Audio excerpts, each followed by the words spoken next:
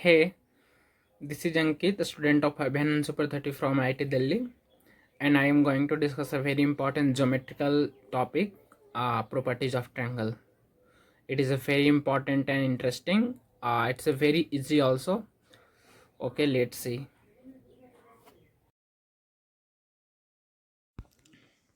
Okay, let's start with some basic properties of triangle.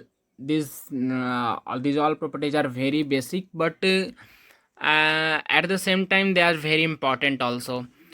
uh, like sum of all angles must be 180 degree, sum of any two sides must be greater than third side, sum of any two interior angle is equal to its exterior angle, its area, side opposite to largest angle is longest side, similarly for a smallest side and a smallest angle.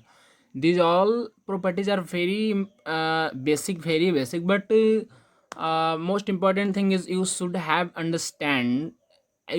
knowledge about that how this property will become true.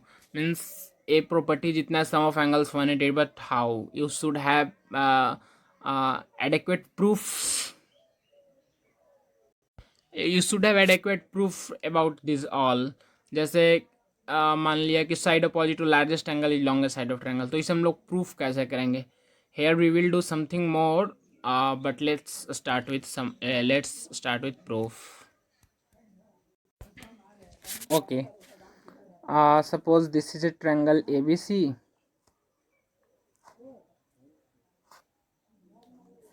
and let we suppose let this is a line parallel to BC.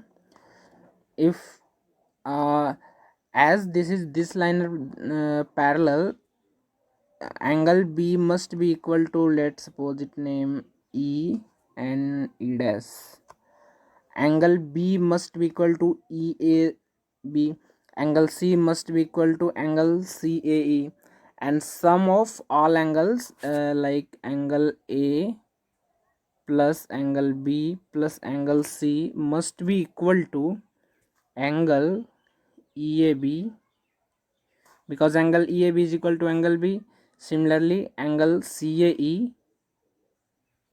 and angle A is common in both, and we know that sum of these three angles must be 180 degree, because this is a straight line. Thereafter sum of all angles of triangle must be 180 degree. Suppose this is triangle ABC. If we extend AB to D such that AD is equal to AC, here condition is AD is equal to AC. As AD is equal to AC, then this angle D must be equal to angle ACD. Therefore, angles total whole angle C must be greater than angle D, and we will discuss a theorem that side opposite to largest angle must be longest side of that triangle. Means if the angle C angle D से बड़ा है, तो side opposite to angle C means BD must be greater than side opposite to angle D means BC. And what is BD? BA plus AD, and AD is eventually AC. Therefore, BD is AB plus AC greater than BC. This is inequality properties of triangle, means sum of two sides must be greater than its third side.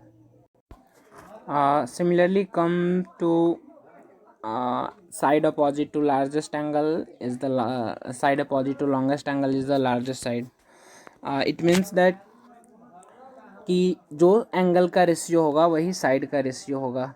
Late prove it. ABC, here angle given that angle B is greater than angle C, or remove angle B is greater than angle C, you have to prove. And given that AC is greater than AB. As AC is greater than AB, so we can construct a line such that AD, such that AB is equal to AD. We can construct because AC is greater than, AC जब AB से बड़ा है तो ज़रूर उसमें कोई एक point होगा जो ए बी के बराबर हो जाए, क्योंकि total list is greater than A B. अब ए चूँकि ये दोनों इक्वल हुआ और हम ये जानते हैं कि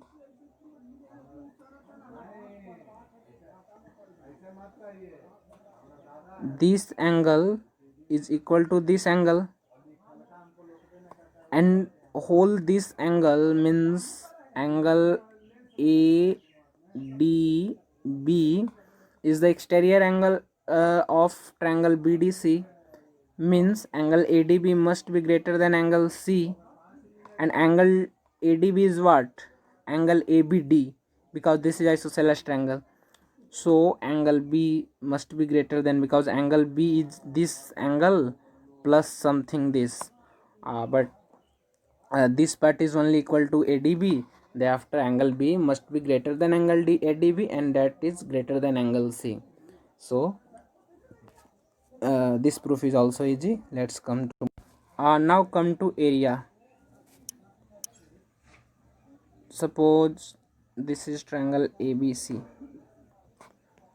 One important thing about any triangle is that you can change it into a parallelogram by extending drawing parallel AD parallel to BC such that AD is equal to BC, and when you join this line it will become a parallelogram such that AC bisects parallelogram, means area of angle ABC, area not all property of triangle ABC is exactly equal to angle ACD.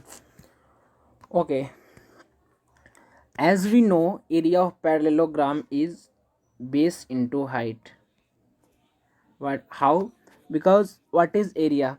Area is actually that much space that cover in whole region, means ये जो पूरा boundary है ABCD, ये ABCD total कितने जगह को occupy करता है, that is called area.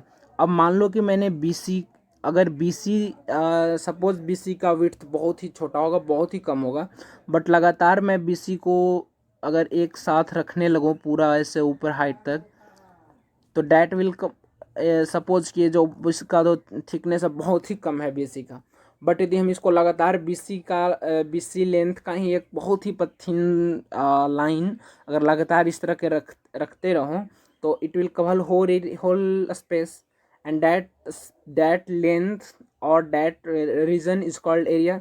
अब अगर इतना दूर मैं रख रहा था तो इसकी लेंथ BC थी, और इसको मैं कितना इस तरह के डंडे रखने होंगे, एग्जैक्टली दिस हाइट, ऐसे रखता गया तो डैट लेंथ BC और that height H, this is area of parallelogram, and this AC line divides into equal parts, so half into base into height is the area of triangle. Okay, as I told earlier that this property I have discussed is a very basic property, just means उनमें से आधा से ज़्यादा तो definition of triangle ही थे, और that was very basic. But right now we are going to discuss is a very important and advanced topic of triangle, जैसे centroid, circumcenter, incenter, orthocenter, 9-point center, Euler line. There are also some theorem on triangle based on this centroid, circumcenter, incenter and orthocenter above discussed, like Ptolemy, Euler, Brahmagupta. So जितने भी ये name है centroid, circumcentre, uh what they actually mean by the name, means centroid means कुछ centre type का, circumcentre means कुछ circumscribe कर रहा हो उस सर्कल का सेंटर टाइप का, कुछ इस तरह का नेम बाय नेम ही ये लोग बोलते हैं. इन सेंटर मीन्स कुछ इन अंदर का सर्कल उसका centre. We will define and discuss each and every one, and we will जैसे देखो इनके किसी एक को पढ़ो, सेंट्रोइड का मैंने पूरे पढ़ लिया, सर्कमसेंटर का मैंने पूरा पढ़ लिया, इंडिविजुअली मतलब कि बहुत ही आसान क्वेश्चन इनसे बनेंगे, बहुत ही आसान है ये। इंडिविजुअली कुछ है नहीं, बट एक ही ट्रायंगल में यदि हम इनमें से सारे को डिस्कस करने लगे, सेंट्रोइड को भी, सर्कम सेंटर को भी, इन सेंटर को भी, that will sound very bad. Means कि एक ही ट्रायंगल है, उसमें तीन चार फिगर, तीन चार लाइन है उसमें कि तुम किसको करना है, वो मतलब कि एक अंदर से हड़बड़ाहट टाइप की ला देती है। वी विल गो, इसलिए हम लोग ऐसे भी क्वेश्चन बहुत सारे करेंगे। एक से उसी के लिए दो तीन थ्योरम भी हम लोग पढ़ेंगे। अभी let's start with centroid. Before centroid, important term is a median, a line segment joining any vertex to the midpoint of the opposite side. मान लिया कि यदि ट्रायंगल ए बी सी है, तो पॉइंट वर्टेक्स ए से ज्वाइन करने वाली लाइन और side opposite to that vertex, means कि बी सी का मिड पॉइंट को जो लाइन ज्वाइन करेगा, that is median. It means every triangle has three median. But important and interesting point is that all these three median intersect at same point. ये तो समझ में आ रहा है कि जो बी वाली लाइन है और ए बी से जो मीडियन जाएगी और ए से मीडियन ओ कोई एक पॉइंट पे इंटरसेक्ट करेगा. But line from C also intersect at, also pass through that exactly that point. It is something like ये थोड़ा सा लेकिन रहस्यमयी टाइप का है. इसे एक बार हम लोग इसको प्रूव भी करेंगे that all three median are concurrence. और एक इंटरेस्टिंग चीज़ ये भी है कि जो है इस पॉइंट जो है a point that is called centroid, that divides the any median into 2:1, 2 in at the vertex side, 1 in the side, 1 in that side. Means कि कोई भी जो सेंट्रोवाइड है वो हर मीडियन को 2:1 में बांटेगा. 2 वर्टेक्स के साइड में रहेगा, 1 साइड. साइड मीन्स साइड और साइड एक साथ हो जा रहा है यहाँ पे. 2:1 में डिवाइड करेगा. Okay, will prove it how. Let's see. इसका प्रूफ एक बार देखते हैं. सेम ट्रायंगल है A B C, same triangle है ए बी सी. एक में ए डी मीडियन, एक में एक में ए और सी से जाने वाली मीडियन को मैंने इंटरसेक्शन किया है, और एक में ए और बी के किया है. और हम यहाँ पे यही प्रूफ कर देंगे कि जो दोनों पॉइंट का इंटरसेक्शन, सपोज ओ और ओ डैश है, डैट इज सेम. अब देखो, एक हमने कंस्ट्रक्शन किया यहाँ पे कि इस तरह से कंस्ट्रक्ट, कुछ इस लाइन का नेम ले लिया, कुछ भी, let suppose x, that this point का नाम ले लो, मान लो कि के. तो यदि हम इस ट्रायंगल में देखें B F C, in triangle B F C, तो चूंकि this B F and D K are parallel line और C D by B D यदि 1 है तो जरूर सी के बाई के एफ 1 होगा. You can prove it by similar triangle, क्योंकि A angle C दोनों ट्रायंगल में सेम है, पैरेलल लाइन है, तो this angle C K D is equal to C F B. Similarly angle C D K is equal to C B F. तो चूंकि दो triangle similar है तो ratio remains the same. C D by D B is equal to C K by K F. There it means that K is the mid point of triangle, K is the mid point of side C F. अच्छा, और मान लिया कि हमने triangle A D K में चला, in the triangle A D K, तो चूंकि B F is also parallel here to D K, and so similar by similar AF by FK is exactly is equal to AO by OD. It means that this is 2:1.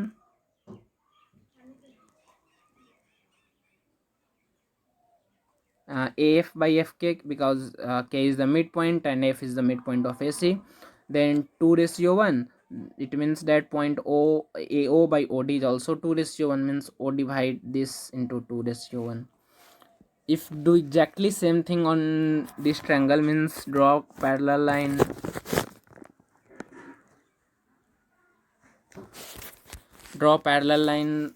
let's suppose name it's y, and this point of intersection is L. Then exactly by similar way in triangle EBC, L is the midpoint of BE, and if we discuss in ALD, then what happen? This AE by EL is 2:1, so this O dash is also 2:1.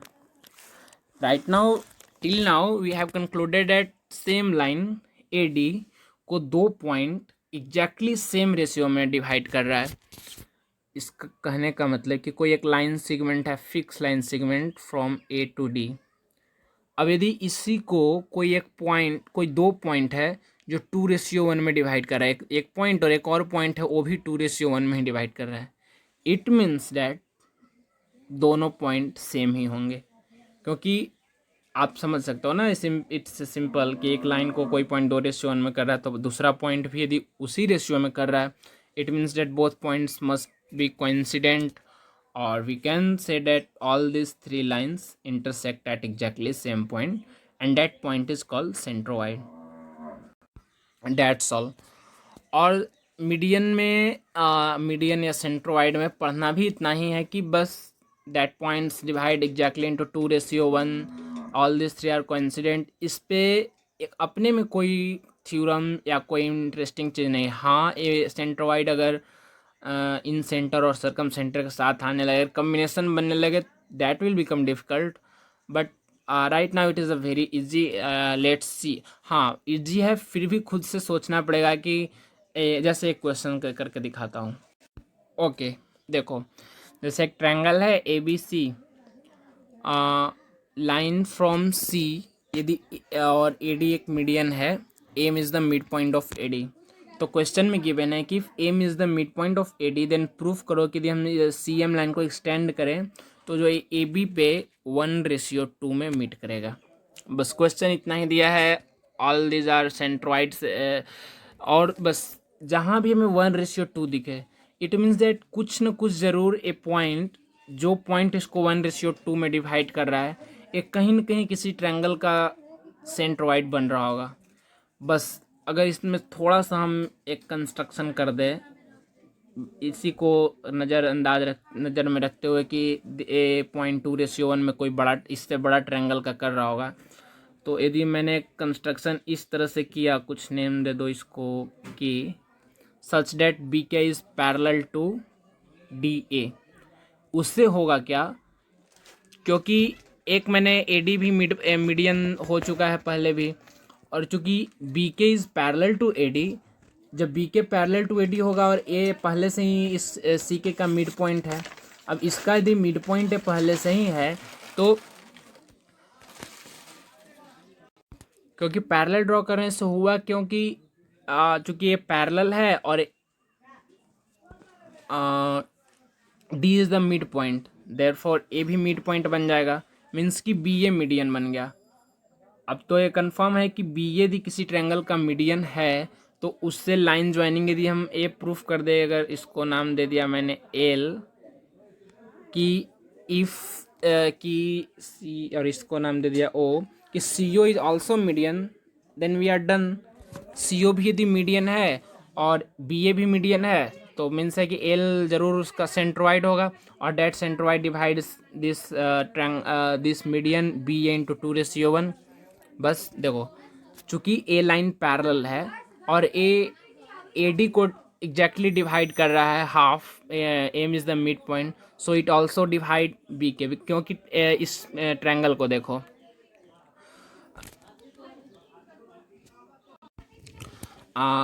क्योंकि ए triangle यदि मैं चलो CMA और COK में, तो all this two triangle are similar, so CM